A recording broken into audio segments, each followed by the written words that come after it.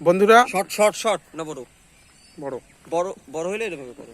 আমরা এসেছি সকালবেলায় বীরনগর কাছে, যেখানে খেজুরের রস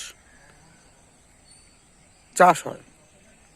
দেখুন, সবে সদ্য খেজুর গাছ কাটা হয়েছে। আমাদের দুর্ভাগ্য, আজকে আমরা খেজুরের রস পেলাম না। আমরা নেক্সট দিন আসবো খেজুরের রস খেতে। আমরা আজকে এসেছিলাম খেজুরের রস খেতে।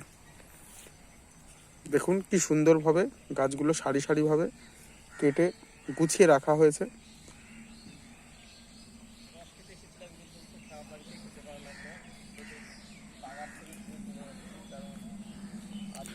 পাশেই রজনীগন্ধার বাগান, খুব মনোরম একটা পরিবেশ। এখানে রজনীগন্ধা চাষ হয়েছে, খুব সুন্দর। পাশে মূলো চাষ, কলা বাগান। বন্ধুরা, পাশেই বাড়ি, ওই বাড়িতে, দাদার বাড়িতে থেকে এখানে পর্যবেক্ষণ করা হয়।